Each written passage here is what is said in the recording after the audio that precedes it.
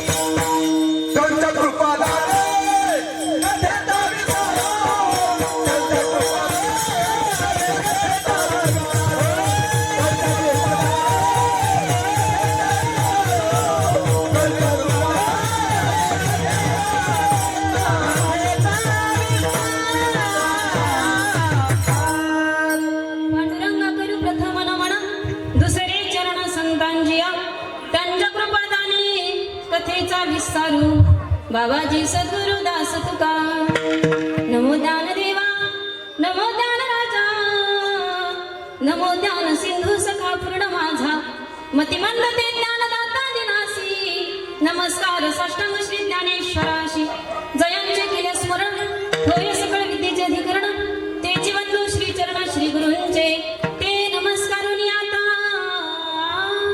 काय माझी वाणी मानेल या संतांसी रंगव चित्तासी आपुलिया माझे गाणी तुझे वर्णी गुण नाव ऐसे प्रेम दे काही कळा मस्तक हे पायावरी या वारकरी संतांच्या विठ्ठल हरे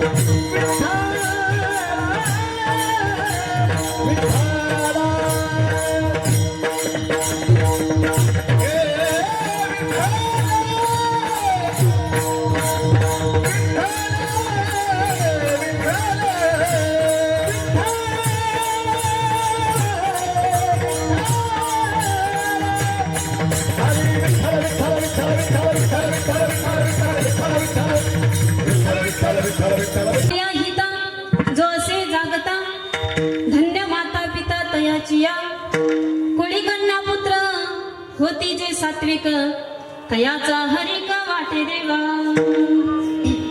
ज्ञानींचे राजे साधकांचा मायबाप योग्यांची माऊली अक्षर ब्रह्म अव्यक्त ज्ञान अलौकिक तत्व तथा अलौकिक तत्वाचा समर्थ प्राप्त संत वैराग्य समाधीचे राजे माऊली माहुश्री गणवराया आणि गणवरायांना प्रिय असणारे महान भगवत भक्त महाराष्ट्र भूषण देहूचे सुप्रसिद्ध साधू या जगताचा संसार सुखाचा व्हावा याकरता आपल्या संसाराची पूर्णाहुती देणारे तसेच हिंदवी स्वराज्याचे संस्थापक छत्रपती शिवरायांचे श्रीगुरु किंबहुना राजांनाही उपदेश करणारे पूर्ण बोलू नका राजांनाही उपदेश करणारे राजा आमाच्या हातामध्ये माळ असणं राजा आमाच्या हातामध्ये माळ असणं हा आमचा परमार्थ आहे आणि तुमच्या हातामध्ये ढाल आणि संशय असणं हा तुमचा परमार्थ आहे असा उपदेश करणारे वैराग्य रास रसिक संत शिरोमणी संत श्रेष्ठ श्री तुकोबराया यांचा हा 4 चरणाचा अभंग असून या अभंगाद्वारे जो हिताच्या ठिकाणी जागृत आहे अशा जागी असणाऱ्याचं कौतुक करणारा अभंग आहे. विठ्ठल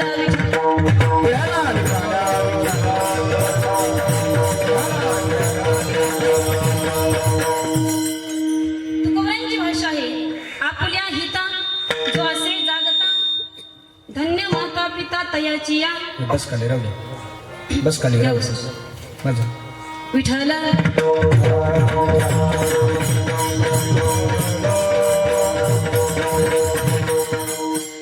जो आपल्या हिताच्या ठिकाणी जागा आहे अशा जागी असण्याचं कौतुक करणारा हा अभंग आहे.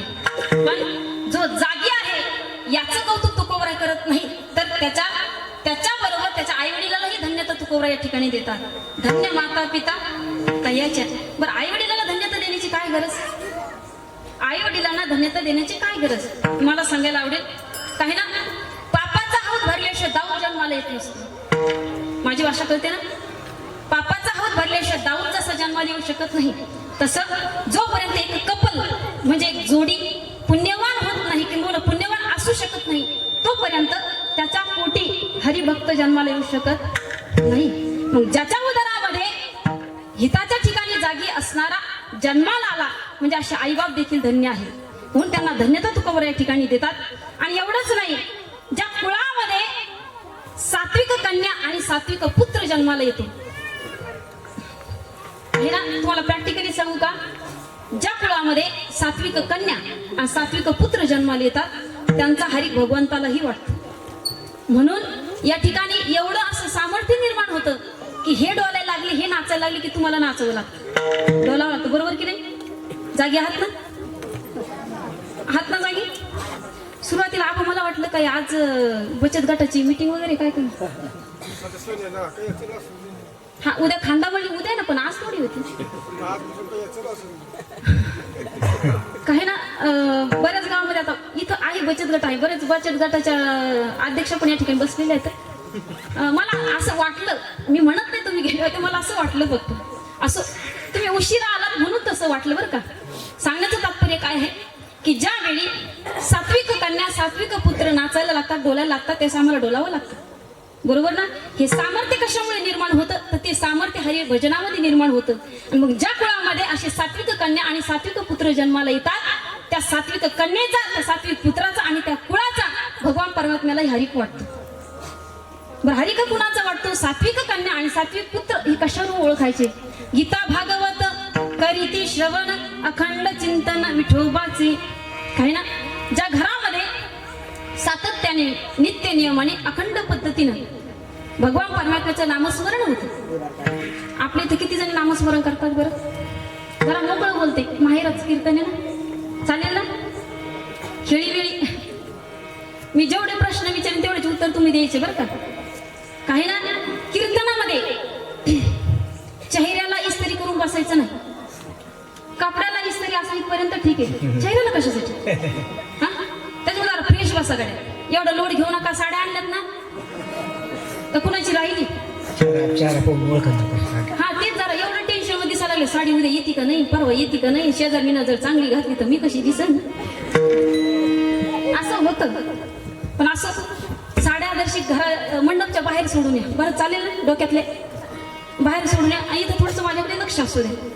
काही ना, ज्या घरामध्ये अखंड भगवान परमेश्वराचं नामस्मरण केलं जातं, ज्या घरामध्ये गीता भागवत करीती श्रवण, ज्या घरामध्ये गीतेचं पठण होतं, गीता श्रवण केली जाते, ज्या घरामध्ये भागवत श्रवण केलं जातं, अशांचाही हरी भगवान परमात्म्याला वाटतं.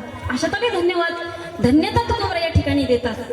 काही ना, गीता आम्ही का श्रवण करायची आणि भागवत आम्ही का श्रवण करायचे? कारण तुकोबर अनेक ग्रंथ आहेत, तुम्हाला माहित असेल, ज्ञात असेल, अनेक ग्रंथ आहेत, परंतु तुकोबराने फक्त गीता आणि भागवताचा उल्लेख केला. खरं सांगू, गीता आणि भागवत याचा उल्लेख करण्याचं कारण एक असं असावं की जगावं कसं ही आम्हाला गीता शिकवते आणि मरावं कसं हे आम्हाला भागवत शिकवतं.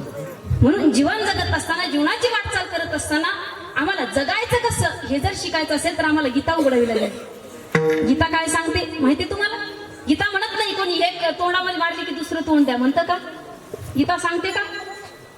आज कलियुगाचा नियम असा आहे, जर कोणी एक मारत असेल तर एकदा माफ करायचं, दुसऱ्यांदा मारली तर माफ करायचं, पण तिसऱ्यांदा नाठाळाच्या माती हाणू,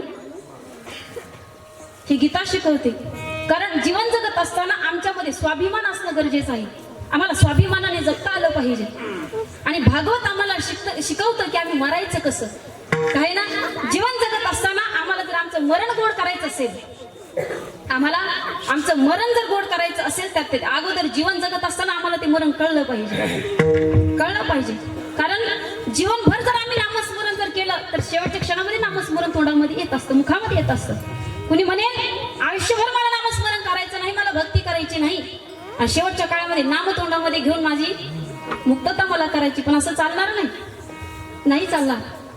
या ठिकाणी भगवान परमात्म्याने, संत महात्म्याने काही नियमावली घालून दिलेली आहे. आयुष्यभर आम्हाला काहीतरी चांगले कर्म करावे लागतात, तेव्हा शेवट आमचा चांगला होत असतो. विठ्ठल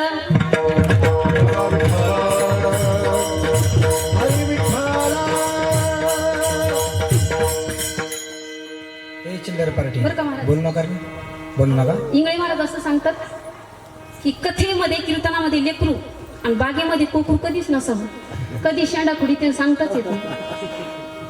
नेमका आपला विषय चांगला पॉइंटला चालला की हे बडबड करणार. तुम्हाला बडबड करायची का? करायची की? तू बरोबर एकदा राहता का? बोलू नका. विठ्ठल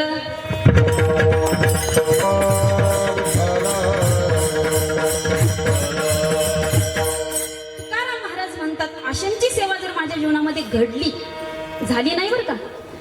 तुकाराम महाराज म्हणतात, तुका म्हणे मज घडो त्यांची सेवा. जर आशांची सेवा जर माझ्या जीवनामध्ये जर घडली तर खरोखर माझ्या दैवाला पार उरणार नाही.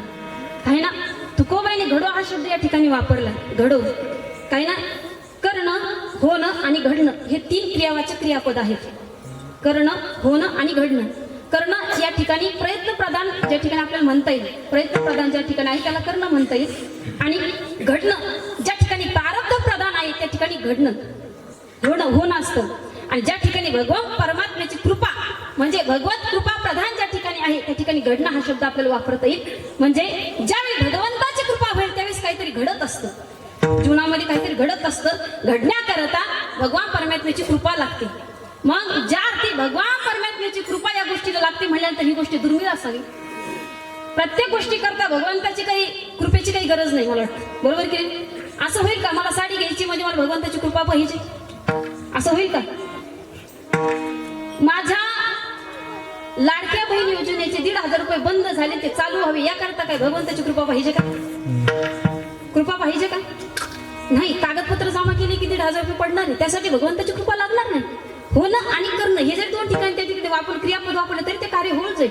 पण भगवान परमात्म्याची कृपा आपल्यावरती व्हायची असेल किंवा होत असेल तर ती गोष्ट दुर्मिळ आहे. मग भगवान परमात्म्याची कृपा माझ्यावरती व्हावी किंबहुना कृपा झाली आणि म्हणून आशांची सेवा माझ्या जीवनामध्ये घडत आहे किंवा घडावी असं तुकाराम महाराज म्हणतात. याचं कारण असं आहे, हिताच्या ठिकाणी जागे असणाऱ्यांची संख्या कमी, म्हणून तुकोबराय घडव हे क्रियापद या ठिकाणी वापरतात. मग आशांची सेवा जर माझ्या जीवनामध्ये घडली तर खरोखर माझ्या दैवाला पारावार उरणार नाही असं तुकोबर या ठिकाणी सांगतात. विठ्ठल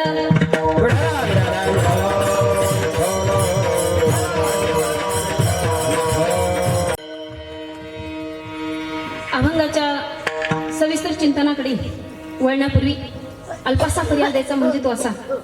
काय ना महाराज, नवीन गावाला गेलं की कीर्तन करणं काही जड नसतं. खरं सांगू, मी आल्यापासून धडधड व्हायला लागली आणि हातही गार पडले. तुम्हाला खरं सांगू का, नवीन ठिकाणी गेल्याच्या नंतर चेहरे नवीन असतात म्हणून आपलं बिंद असतं, बोलायचं 2 तास उभं राहायचं, कीर्तन करायचं म्हणून चालले जायचं. ते बी ऐकत नाही हा? म्हणून. नाही ना, पण इथं असं कसं आहे, सगळे चेहरे ओळखीचे आहेत ना. आणि किंबहुना मी सांगेन, ज्या ठिकाणी आपल्याला कौतुकाची अपेक्षा असते त्या ठिकाणी अपेक्षाही जास्त असतात ना लोकांच्याकडे. बरोबर. आपल्या लोकांच्या अपेक्षा जास्त असतात आणि त्या अपेक्षाला जर मी कमी पडले तर उद्या मला बोलणार आहेत ना, कारण मला उद्या पुन्हा तुमच्याकडे यायचंय ना. असो, पण तुमची कृपा माझ्यावरती व्हावी, किंबहुना भगवान परमात्म्याची कृपा आहेच आणि तुम्ही कृपा आशीर्वाद द्यावा, म्हणजे मी माझी सेवा पूर्णत्वास नेऊ शकेल. काही ना, सालामादाप्रमाणे चालू असताना हा भक्ती सोहळा, भक्ती उत्सव अगदी वर्ष 38वे वर्ष. या 38व्या वर्षी अगदी आजची 4थ्या दिवसाची कीर्तन रूपी सेवा माझ्याकडे ज्यांच्यामुळे आली अशा असणारे आदरणीय हरिभक्तीपरायण नामदेवजी महाराज पोकळे, त्याचबरोबर अगदी आपल्या गावाची पंच कमिटी मंडळ असेल, समस्त गावकरी मंडळी असतील, सर्वांच्या माध्यमातून माझ्याकडे ही सेवा आलेली आहे. अगदी सर्वांच्या चरणी मी नतमस्तक होते. आणि या ठिकाणी काही ना, कीर्तन म्हटलं की कीर्तनामध्ये रंगदेवता आणण्याचं काम जर कोण करीत असेल तर ते गायक आणि वादक असतात. मग या ठिकाणी रंगदेवता आणण्याचं काम जे करणार आहेत असे असणारे आदरणीय हरिभक्तीपरायण भजन सम्राट आदरणीय राम महाराज जाधव बाबा या ठिकाणी उपस्थित आहेत. बाबांच्या चरणी नतमस्तक होते. त्याचबरोबर आदरणीय रामेश्वरी महाराज म्हस्के उपस्थित आहे, त्यांच्या चरणी नतमस्तक होते. महाराजांच्या चरणी नतमस्तक होते. आणि मला सांगायला आवडेल, काही ना, पुरुष म्हटलं की कुठेतरी पुरुष अहंकार जागृत झाल्याशिवाय राहत नाही, बरोबर का. पण मी ज्यांच्यामुळे या ठिकाणी उपस्थित आहे, काही ना, कधी कधी असा प्रश्न कुणाला पडत असेल की जावई आहे बा, मागच्या वर्षी कीर्तन ठेवलं होतं पण कीर्तनाला का आले नाही. तुम्हाला मी ते तुमचा डाऊट मी क्लिअर करून जाणारच होते आणि जाणारच आहे. काय झालं, मागच्या वर्षी आमच्या गावामध्ये सप्ताह चालू होता. महाराजांच्या डोळ्याचं ऑपरेशन झालेलं होतं. प्रवास टाळायचा होता आणि विशेष म्हणजे गावच्या सगळ्या सत्याचं नियोजन महाराजांकडे असतं, म्हणून त्यांना काही बाहेर पडणं शक्य नव्हतं. म्हणून महाराजांचं काही मागच्या वर्षी येणं झालं नाही. मला सांगायला आवडेल, तुम्ही सर्व माहेरची मंडळी आहात. अगदी भगवान परमात्म्याकडे मी पुन्हा पुन्हा प्रार्थना करेल की जन्मोजन्मी मला खराबे महाराजांसारखाच नवरा मिळेल. तुम्हाला टाळ्या वाजायचं माहिती का. आहे ना, महाराजांचे जेवढे कार्यक्रम होते तेवढे सगळे त्यांनी मला दिले. आणि आज मी ज्यांच्यामुळे या ठिकाणी उपस्थित आहे ते फक्त आमच्या महाराजांमुळे आहे. अगदी महाराज या ठिकाणी उपस्थित आहे. मी महाराजांच्या चरणी नतमस्तक होते. आणि अगदी आपलेच गावचे भूमिपुत्र आदरणीय हरिभक्तीपरायण कृष्ण महाराज चिंचखेडे महाराजांच्या चरणी मी नतमस्तक होते. आणि त्याचबरोबर तुम्हा सर्वांना कदाचित माहिती असेल नसेल, काय ना, आम्ही लग्नाच्या अगोदर क्लासला जायचो ताईंकडे, तर आम्हाला नेण्याचं आणण्याचं काम आठवड्यातून 2दा ज्यांनी निस्वार्थ भावनेनं केलं असे आमचे आदरणीय मामा, आवड मामा या ठिकाणी उपस्थित आहे. मामांच्या चरणी नतमस्तक होते. आणि त्याचबरोबर काही ना, ज्यावेळेस हरिपाठाला गेल्याच्या नंतर तुम्ही बघा, आता म्हातारी माणसांचं असं झाले, बालपणी माणसाचे पाय चंचल असतात. महाराज, बालपणी पाय चंचल असतात, तारुण्यात रोमरामध्ये चंचलता असते, आणि म्हातारपण म्हटलं की जीभ चंचल असते. नका कोणी ऐकायला, पण बडबड केल्याशिवाय म्हातारं राहत नाही, चंचल असते. आणि आपण जर आजची स्थिती जर बघितली, हरिपाठामध्ये कीर्तनामध्ये सगळ्यात जास्त संख्या कोणाची असते, म्हातारे माणसाची, बरोबर. आणि आम्ही ज्यावेळेस हरिपाठाला जायचं त्यावेळेस भरपूर आजोबा असायचे बरं का मंदिरामध्ये, पण सगळ्यांची मला म्हणून देत नाही, मला म्हणून देत, याला काय म्हणून द्यायचं, अशी त्यांची हे म्हणजे भावना असायची. पण अगदी चुको हुको, पण आमच्या हातामध्ये टाळ ज्यांनी दिला, किंबहुना या परमार्थाच्या वाटेवरती ज्यांनी आम्हाला आरूढ केलं अशा असणारे आदरणीय आमचे प्रभू आबा असतील. आबांकरता एकदा जोरदार टाळ्या बोला. आबांचे अनंत उपकार आहेत म्हणून या ठिकाणी मी उपस्थित आहे. आणि काय ना, गावाची शान ही मंदिरामुळे असते आणि मंदिराची शान ही स्वच्छतेने पावित्र्याने असते, बरोबर की नाही. मग आपल्या गावामध्ये 2-2, 3-3 मंदिर आहेत, पण या मंदिराची पावित्र्यता सांभाळण्याचं काम, स्वच्छता करण्याचं काम कोणी करीत असेल तर ते आपले आबा आणि आपले गोने मामा. हा, गोने मामा म्हटलं तरी कळतंय तुम्हाला, कारण आपले गोने मामा जे सगळ्या गावाचं लाडकं दैवत आहे ते. काय ना, गोने मामा नाचले नाही की कीर्तनात रंगच येत नाही महाराज. गोने घोणे मामाला कोणी ओळखत नाही असं कोणीच नसावं गावात, मी तरी म्हणते.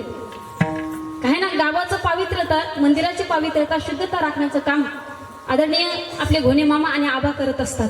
म्हणून खरोखर तुमच्या दोघांच्या चरणी जेवढ्या वेळा पडावं तेवढं कमी. पुन्हा पुन्हा तुमच्या चरणावरती नतमस्तक होते.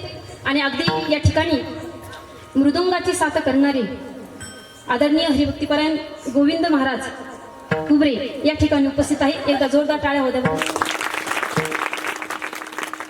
काय निरागस लेकरू, अगदी छोटं होतं बरं का. घरामध्ये टीव्ही वरती बघून बघून वाजवायचं शिकवलं. म्हणजे खरोखर भगवंताची कृपा झाली. आणि एवढं सुंदर वाजवतात की आज कीर्तनालाही वाजवायला माणूस म्हणजे वाजवतात. म्हणजे एवढी अलौकिकता येण्याकरता कुठंतरी पुण्य असावी लागते. आणि त्यांचेच तोडीस तोड असणारे आदरणीय महाराजांचे चिरंजीव चैतन्य महाराज, कमी वयामध्ये खूप प्रगती त्यांची आहे. त्यांच्याकरता एकदा जोरदार टाळ्या बोलू.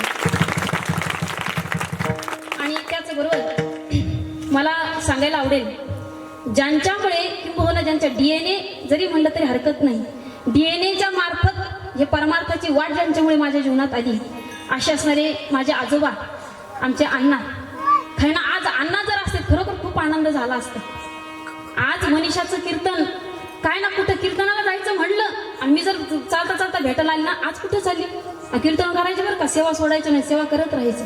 आणि तुम्हाला कदाचित माहीत असेल, गावामध्ये ज्यावेळी माईक सिस्टीम नव्हती, ज्यावेळी लाईट नव्हती, त्यावेळी आमच्या अण्णांचा आवाज सगळ्यांच्या तोंडातून मी ऐकलेला आहे. अण्णांचा आवाज एवढा भक्कम आवाज होता, एवढा पहाडी आवाज होता की माईक नसतानाही गावाच्या शेवटच्या घरापर्यंत अण्णांचा आवाज जात होता. आज जर खरोखर अण्णा आमच्यात असते ना, खरोखर आनंद वाटला असता. पण असं निसर्गाचा नियम, उपजले ते नासे, नासिले ते पुनरपी दिसे, हे घटिका यंत्र जैसे परिभ्रमिगा. अण्णा आज आमच्यामध्ये नाही. अगदी 5 महिने होऊन गेलेले आहे अण्णांना जाऊन. अण्णांच्याही प्रतिमेस येतानाच मी विनम्र अभिवादन करून आलेले आहे. पण अण्णांची आठवण केल्याशिवाय मी याच्यानंतर एकही कीर्तन करणार नाही असा माझा संकल्प आहे. कारण अण्णांमुळे मी या ठिकाणी उपस्थित आहे. आणि त्याचबरोबर माझे आईवडील असतील, काय योगायोग असेल, काय आनंद असेल. कोणत्या आईबापाला एखादं चांगलं कार्य जर आपली मुलगी करत असेल तर काय आनंद वाटत असेल. आणि माझं तर एवढं भाग्य आहे, माझा परिवार पूर्ण माझ्यासोबत आहे. माझे आईवडील असतील, आजी असतील, आजोबाई आणि माझ्या वहिन्या असतील. कोणतीच भावजाई, मी म्हणते कोणत्याच भावजेचं नंदाचं एवढं जमत नसेल, पण माझं त्यांचं एवढं जमतं. म्हणजे आमच्या सगळ्या 10 जणीचं त्यांच्यासोबत जमतं. एवढा गोड स्वभाव, म्हणजे सगळ्या ठिकाणी उपस्थित आहे. आणि त्याचबरोबर या ठिकाणी उपस्थित असणारे आदरणीय बाबा विठ्ठल महाराज पैठणकर, वारकरी विठ्ठल महाराज पैठणकर बाबांच्याही चरणी मी नतमस्तक होते. अगदी वयोवृद्ध, तपोवृद्ध, ज्ञानवृद्ध असणारे बाबा या ठिकाणी उपस्थित आहे. बाबा तुमच्या चरणी मी नतमस्तक होते. त्याचबरोबर आपले मामा असतील, आपले आवड मामा असतील, सगळे मामाच झाले. तुम्हाला कळेल ना पण नाव घेतलेलं. आपले राम मामा असतील. हा, सगळे मामा कंबाई मी पणच म्हणते. आता सगळे मामांच्या चरणी मी नतमस्तक होते. आदरणीय आमचे नाना असतील. तुमचं नाव आता चेहरे ओळखीचे, पण नाव आता वयानच व्हायला लागला. काही ना, चला, समष्टी रूपाने या ठिकाणी सर्वांच्या चरणी मी नतमस्तक होते. अगदी तुम्ही महेशाची मूर्ती असणारे, तुमच्या हृदयस्थ असणारे भगवान परमात्मा यालाही या ठिकाणी मी वंदन करते आणि सेवेला प्रारंभ करते. विठ्ठल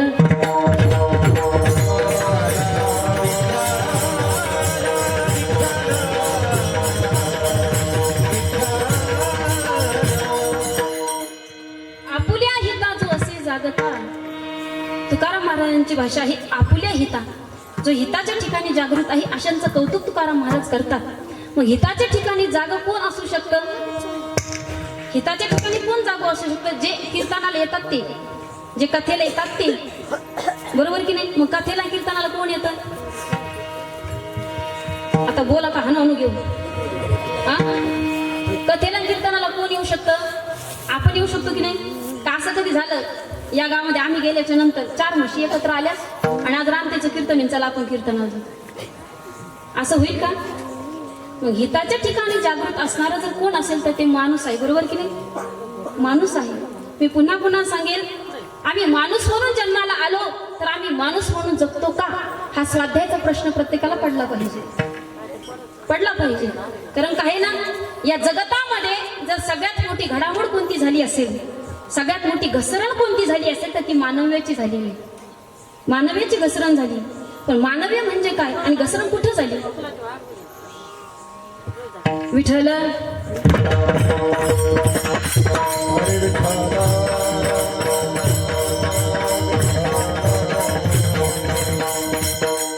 आम्ही माणूस म्हणून जन्माला आलो तर आम्ही माणूस म्हणून जगतो का? हा स्वाध्यायाचा प्रश्न प्रत्येकाच्या जीवनामध्ये पडला पाहिजे. कारण आम्ही माणूस म्हणून जन्माला आल्याच्या नंतर आम्ही जर माणूस म्हणून जगलो तर खऱ्या अर्थानं आमच्या जीवनाचं सार्थक आहे. नाहीतर जन्माला आले आणि तसेच गेले, उपयोग होणार नाही. कारण याच देहामध्ये माणूस काय भगवंताची कृपा नव्हे तर भगवत स्वरूप याच देहामध्ये आपण होऊ शकतो. काही ना मी तर सांगेन, आम्हाला जे संत महात्म्याने मार्ग दाखवलेले आहे, किंबहुना संत महात्मे होते तेव्हाही त्यांनी आम्हाला मार्गक्रमण केलेलं आहे, पथप्रदर्शन केलेलं आहे. पण आज जरी ते आम्हाला आपल्यामध्ये देहाच्या रूपाने नसतील तरी आज वाङ्मयाच्या रूपामध्ये ते आपल्यामध्ये आहेत. आणि आजही जगताला मार्ग दाखवण्याचं काम ते करत आहे. कशा करता बरे? कथा कशा करता, कीर्तन कशा करता, हा सप्ताह कशा करता? तर हे फक्त एकाच कारण आहे, मानव्याची झालेली घसरण थांबवण्याकरता. मानव्याची झालेली घसरण तुम्हाला सांगेल, ऐका. सोपं आणि पटेल असं उदाहरण देते. काय ना, स्वाध्याय परिवाराचे प्रणेते पांडुरंग शास्त्रीजी आठवले, म्हणजे दादाजी. काय ना, दादाजींचं वयाच्या 65व्या वर्षी बोन टेस्ट झालं. बोन टेस्ट कळतं का? हाडांची टेस्ट झाली आणि डॉक्टरांनी सांगितलं म्हणे, दादाजी तुम्ही एवढं काय काम करता? तर दादाजींनी सांगितलं म्हणे, मी काम काही करीत नाही, मी फक्त गीता मातेचा प्रचार प्रसार करतो म्हणे, गीता मातेची सेवा मी फक्त करतो. तर त्यावेळी डॉक्टर म्हणे दादाजी, एखादा माणूस 150 वर्ष जगावा आणि 150 वर्ष जगल्याच्या नंतर त्याच्या हाडाची जेवढी झीज व्हावी तेवढी तुमच्या वयाच्या 65व्या वर्षी झीज झाली. एवढं सायसन तुम्ही कष्ट का करता? तेच दादाजींनी उत्तर दिलं म्हणे, एकच कारण आहे, आम्हाला फक्त मानव्याची झालेली घसरण थांबवायची म्हणून आमचा हा प्रयत्न आहे. मानव्याची घसरण होते. तुम्हाला अजून सोपं करून सांगेल, ऐका. आपण ज्यावेळेस देवदर्शनाला जातो, एखाद्या मंदिरामध्ये दर्शनाला जातो, आता दर्शनाला गेल्याच्या नंतर त्या ठिकाणी पानपोई असते. पानपोई कळते का? त्या ठिकाणी फिल्टर बसवलेले असतात. मग हा फिल्टर कोणाकरता असतं? आपल्याकरता. हा. पाणी कोणाकरता असतं? आपल्याकरता. ग्लास कोणाकरता असतो? आपल्याकरता. मग ग्लासला साखळी कशा करता? ही मानव्याची झालेली घसरण. जर एखादा ग्लास जरी मंदिरामध्ये सुरक्षित राहत नसेल मग आपण माणसं आहोत का? अजून सोपं करून सांगू का? तुम्ही बघा, मोठाले ते हायवे वगैरे असतात, ते हायवे चालवणारे जे ड्रायव्हर आहेत एवढे स्पीडमध्ये हायवे चालवतात, जर समोर एखादं 4 पायाचं आलं तर त्याला चिडून जातात, यात नवल नाही. पण 2 पायाचं जरी आलं तर त्याला चिडून जायलाही ते मागं पुढं पाहत नाही. इथपर्यंत ठीक. पण एवढं दुर्दैव, चिडून जाणारा पुढे निघून जातो. पण आम्ही ज्यावेळेस ते चिराडलेला खाली माणूस पाहतो, थोडासा जीव जर त्याच्यामध्ये असला तर आम्ही मोबाईल काढतो, व्हिडिओ काढत बसतो. आणि व्हिडिओ काढत असताना सोशल मीडियावरती माझा व्हिडिओ सगळ्यात अगोदर कसा जाईल याकरता आमची धडपड. त्याचा जीव वाचण्याकरता किंवा त्याच्या जीवाशी आमचं काही घेणं देणं नाही, पण आम्ही व्हिडिओ काढायचा आणि सोशल मीडियावरती तो ट्रान्सफर करायचा. ही मानवाची घसरण नाही? हे कुठेतरी थांबलं पाहिजे. काय ना, आजही तुम्ही बघा, आमच्या आता आपल्यामध्ये व्यवहारामध्ये बघा, आपल्या समाजामध्ये बघा, आम्हाला कोणी पुढे गेलेलं आम्हाला चालत नाही, कोणाची प्रगती झालेली आम्हाला पाहवल्या जात नाही. एखादा कोणी मोठा होत असेल तर आम्हाला ते पाहवल्या जात नाही. मग हा द्वेष कुठपर्यंत? आणि हा राग कुठपर्यंत ठेवायचा? अरे जब बुलावा आएगा तो इस घर से बाहर निकलना पडेगा. कोणाचं नाही चालत, तो नेणारा पाहत नाही. हरी का बुलावा छोड़ के सब कुछ जाना पड़ेगा. आएगा जब बुलावा हरी का छोड़ के सब कुछ जाना पड़ेगा. हरी का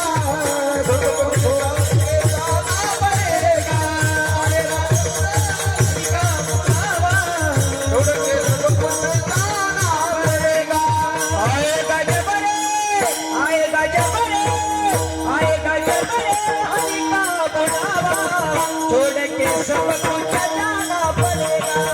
आएगा जब बुलावा हरि का छोड़ के सब कुछ जाना पड़ेगा.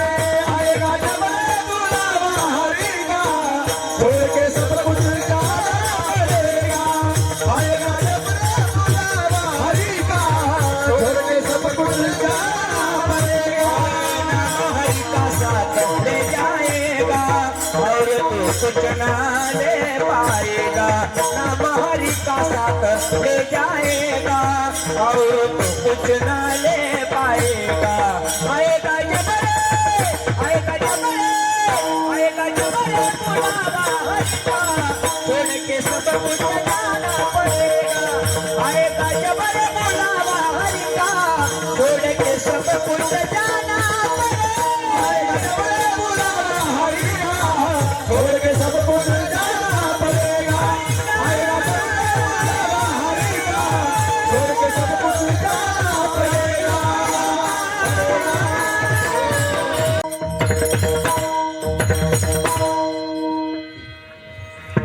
ज्या वेळी आपल्याला बोलावं येईल, ज्यावेळेस आपल्याला बोलवलं येईल, त्यावेळेस कोणाचंही चालत नाही, कोणाचंच चालत नाही. मग तो नेणारा म्हणत नाही की याच्या घरचं याच्याजवळ कोणी नाही, म्हणतं का तो का हा प्रवासात आहे, याला घरी तरी जाऊ द्यावं असं म्हणतो का? अहो, इथपर्यंत आम्हाला पाहायला भेटले. तुम्ही बघा, व्यवहारामध्ये बऱ्याच असं घडलेल्या घटना आपल्या पाहिलेल्या आहेत. एखादा माणूस दिवसभर काम करतो, कष्ट करतो, घरी येतो, घरी आल्याचे हात पाय धुतो, कप बशीमध्ये चहा ओतला जातो, कपातला चहा बशी फक्त तोंडाला लावायची की तो नेणारा म्हणतो की याला चहा तरी पिऊन द्यावं म्हणून. मग गर्व कशाचा आम्हाला कधी जावं लागेल सांगता येत नाही. किंबहुना आपण ज्याच्याकरता हा पसारा जमा केला ते आपल्यासोबत येतात का हो? बरं, जो पसारा आम्ही जमा केला असं कधी झालं का आमच्यासोबत आम्ही कुणी सातबारी बांधून दिले? हा, जाणाऱ्या बरोबर तरी सातबारी बांधून दिले का? पैशाचा गठ्ठा बांधून दिला का? नाही. संगे एकच मातीचा मडका. काय दिलंय सोबत आपण? काही सोबत येत नाही. आणि बरं, असं नाही की गेल्याच्या नंतर आपल्या घरचे मुलं बाळ असं म्हणतात की नाही हो, माझ्या आईनं लय कष्ट केले, लय बांध कोरले, लय दुधामध्ये पाणी टाकू टाकू तिनं विकलं, तिनं खूप कष्ट केले, माझ्या बापाने खूप कष्ट केले, मग आता माझा बाप गेल्याच्या नंतर मी त्याला घरातच ठेवणार. असं होईल का? नाही ठेवत. बरं, नका ठेवणार, पण जाळी सुद्धा नाही घरामध्ये का? जाळलंय आतापर्यंत. मग हे कशा करता फजील पसार, हा द्वेष कशा करता? आणि जोपर्यंत आपल्या 2 दिवसाची जिंदगी ना, या जिंदगीमध्ये, या जीवनामध्ये प्रेमाने सगळ्यासोबत राहायचं, प्रेमाने बोलायचं, आणि आहे तोपर्यंत खुश जगायचंय, सगळ्यांना आनंदी, सगळ्या सोबत घेऊन चालायचं, याच्यामध्ये आनंद आहे. आणि मी सुरुवातीला शब्द वापरला महाराज, भक्ती उत्सव. भक्ती उत्सव. भक्ती उत्सव कशाला म्हणायचं? उत्सव कशाला म्हणायचं? उत अधिक सव. सव म्हणजे आनंद, आणि उत म्हणजे आपलं दूध वर येतं की नाही? आपण म्हणतो उतू, म्हणतो की नाही? उतू आलं म्हणतो की नाही? तुम्ही बघा, एखादं पातीला घ्या, 2 लिटरचं क्वांटिटी असणारं पातीला घ्या आणि 1 लिटर दूध टाका, पण ज्यावेळेस त्याचा उष्णतासोबत संपर्क येतो त्यावेळेस ते दूध वरती येतं, म्हणजे उतू जातं. आमची इथपर्यंत वजन दूध उतू गेलं की आम्ही काय म्हणतो? कृष्णार्पण. आम्ही काय म्हणतो? कृष्णार्पण. अरे, ज्याच्याकडे 1.25 लाख गायी होत्या तो तुमच्या उतू गेल्या दुधावर बसला नाही ना. सांगण्याचं तात्पर्य काय आहे? उत्सव म्हणजे आनंद हा वरती येणं, याला उत्सव म्हणतात. आणि भक्ती उत्सव हा, तर भक्तीमध्ये आनंद हा वरती आला पाहिजे. या भक्ती उत्सवामध्ये आम्हाला सगळ्याला सोबत घेऊन आनंद सगळ्यांना साजरा करता आला पाहिजे, सगळ्यांना आनंद लुटता आला पाहिजे. त्याच खऱ्या अर्थाने आम्ही 38 वर्ष पूर्णत्व असलेले असं आपल्याला म्हणता येईल. विठ्ठल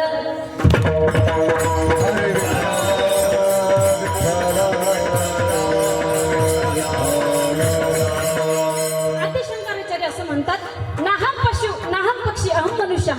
काय? नाहम पशु नाहम पक्षी अहम मनुष्य. मी पशु नाही, मी पक्षी नाही, तर मी कोण आहे? मनुष्य आहे. अरे, मनुष्य आहे. मग भगवद्गीता सांगते, मम वर्तान वर्तन्ते इति मनुष्य. जो माझ्या वर्तनानुसार चालतो त्याला माणूस म्हणायचं. मग माझं वर्तन कोणतं? किंबहुना संत महात्म्याने जे आम्हाला मार्ग घालून दिले त्या मार्गावरती आम्ही किती आरूढ आहोत याच्यावरती अवलंबून आहे आम्ही माणूस म्हणून किती जगतो. माणूस म्हणून आम्ही किती जगतो? बऱ्याचदा असं होतं, जर विचारण्यात आलं आम्ही माणूस म्हणून किती पर्सेंटेज जगतो, त्यावेळेस असं सांगितलं जातं, म्हणजे आम्ही भौतिक प्रगती खूप साधलेली आहे, आम्ही बंगले मोठमोठे बांधले, RCCचे बंगले उभे केले. पण खरं सांगायचं, बंगले आम्ही कितीही मोठे उभे करा, पण आमचा शेवटचा मुक्काम आता बोलता का खरंच हा म्हणून घेऊ, शेवटचा मुक्काम कुठं असतो? स्मशानभूमीमध्ये असतो. बरं, ते तिथपर्यंत ठीक होतं, पण काय ना, जीवन जगत असताना एवढे बंगले आम्ही उभे केले, पण आम्ही जीवनाचा मार्गक्रम करत असताना देखील त्या बांधलेल्या खोल्यांचा उपभोग आम्ही घेत नाही. आमचा त्याच्या अगोदरचा मुक्काम जिन्यात असतो. मग आम्ही प्रगती केली कोणती? पशु पक्षी घरटे बांधतात, तेही वास्तव्य करतात, बरोबर की नाही? मग आम्ही नेमकं काय केलं? या उत्सवामध्ये जर आम्ही विचार केला या उत्सवामध्ये आमचं काहीतरी हे हेड बदललं पाहिजे. हेअरस्टाईल किती बदला फरक पडणार नाही, पण हे हेड बदललं पाहिजे. काय ना, जीवन जगत असताना पृथ्वीवरती रोजचा उत्सव होतो, रोजचा उत्सव होतो. तुम्ही बघा, सूर्य रोज उगवतो. हा पृथ्वी करता काय आहे? उत्सव आहे ना, उत्सव आहे. येत असताना अगोदर लाल किरण समोर येतात. काय आनंदीच वातावरण सकाळचं असतं. हा भक्ती, हा उत्सव आहे, सृष्टीकरता उत्सव आहे. एवढंच नाही, बघा तुम्ही, वसंताच्या आगमना करता ती कोकिळा काय गायन, काय मधुर स्वराने ते आगमन तिचं स्वागत करत असते. हे पृथ्वी करता काय आहे? सृष्टीकरता काय आहे? उत्सव आहे. एवढंच नाही, पोपट ते मिरच्या खातो, तिखट मिरच्या खातो, पण तरी मिठू मिठू बोलतो. हा सृष्टीकरता काय आहे? उत्सव आहे. एवढंच नाही, सूर्य उगवतो त्यावेळेस उत्सव आहे या सृष्टीकरता. एवढं मनाला आपल्याला म्हणजे याच्या पुढे आपल्याला बोलता येईल. मावळतो त्यावेळेसही सृष्टीकरता काय आहे?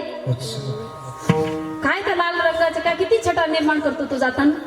मग आम्हाला सूर्य रोज शिकवतो मावळतानाही मावळणं किती सुंदर असू शकतं. जर मावळणं इतकं गोड असू शकत तर आमचं जगणं गोड होऊ शकत नाही, आमचं जगणं उत्सवात होऊ शकत नाही का.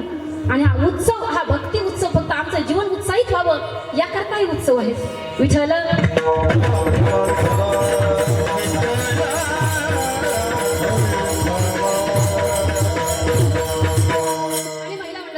सांगेल, ऐका, खरोखर आम्हाला वाटत असेल आमच्या जीवनाचा मार्गक्रम हा चांगला व्हावा, आम्ही आमचं जीवन चांगलं जगावं, किंवा आमचा शेवट चांगला व्हावा असं जर वाटत असेल तर मी तुम्हाला एकच पॉइंट सांगेल, ऐका. आमच्या मुला बाळांना संस्कार द्यायला विसरू. ऐकाय ना पोरांनो? ए फॉर उत्तर द्या, काही नाही, अडचण नाही. हा बरोबर आहे, बोल. का? A for apple, B for Z for zebra. ऐकन माता बोलून आता माझं पॉइंट इथे ऐका. ए फॉर ऍपल, आम्ही इंग्लिशचं ज्ञान आपण आमच्या लेकरांना देतो, बरोबर की नाही? ए फॉर ऍपल म्हणजे खाण्यापासून, झेड फॉर झेब्रा म्हणजे एका गाढवापर्यंतचा जो प्रकार आहे त्या गाढवापर्यंत जी नेहून बसवते ती इंग्लिश भाषा. मला काय बोलायचंय तुमच्या लक्षात येतंय ना? आम्ही हे ज्ञान आमच्या लेकरांना देतोय, पण जर मी प्रश्न विचारला आपल्या हिंदू धर्माचा धर्मग्रंथ कोणता येईल सांगता? हे माझं दुर्दैव म्हणू का आता मी? हसण्याचा विषय नाही. जोपर्यंत आम्ही आमच्या धर्मग्रंथाविषयी लेकरांना जागृत करत नाही तोपर्यंत आपला हा धर्म व्यवस्थित टिकून राहणार नाही, हे लक्षात घ्या. जी स्थिती बांगलादेशाची आहे ती स्थिती आपली व्हायला वेळ लागणार नाही. कुठेतरी जागृत होण्याची गरज आहे.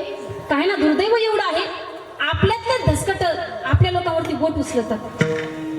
मी तुम्हाला सांगेन, आपल्या धर्माविषयी, आपल्या पंथाविषयी, आपल्या संतांविषयी, आपल्या देशाविषयी, आपल्या संतांविषयी, ग्रंथाविषयी, पंथाविषयी जर कोणी बोलत असेल तर त्याला उत्तर द्यायला मागे पुढे पाहायचं नाही. जर वाटत असेल आपल्या देशाचं बांगलादेश होऊ नये असं जर वाटत असेल तर आम्हाला कुठेतरी जागरूक होणं गरजेचं आहे. आम्ही इंग्लिश भाषेचं ज्ञान देतो, पण इंग्लिश भाषेचं ज्ञान देत असताना ज्ञानोबरायांनी ज्या भाषेचा गौरव केला अशी मराठी भाषा, त्या मराठी भाषेचा आम्ही कधी विचार केलाय का? केला का कधी विचार? तिचं जर मूळाक्षरे जर पाहिले, अज्ञानापासून या ज्ञानापर्यंत जी पोहोचते तिला मराठी भाषा म्हणतात, तिला मराठी भाषा म्हणतात. मग इंग्लिशचं ज्ञान, मी म्हणत नाही तुम्हाला इंग्लिशचं ज्ञान देऊ नका, पण इंग्रजी बरोबर आम्हाला आमची संस्कृती, आम्हाला आमचं भारतीय असणारं ज्ञान, आमची सगळ्या ह्या गोष्टी ज्या भारतामध्ये आहेत, आपल्या महाराष्ट्रामधल्या ज्या भाषा आहेत त्या आम्हाला जपायच्या. कारण कालांतराने ह्या भाषा संपुष्टात येत आहेत. तुम्ही म्हणाल तू नेमकं व्याख्यान करते का कीर्तन करते? बरोबर ना?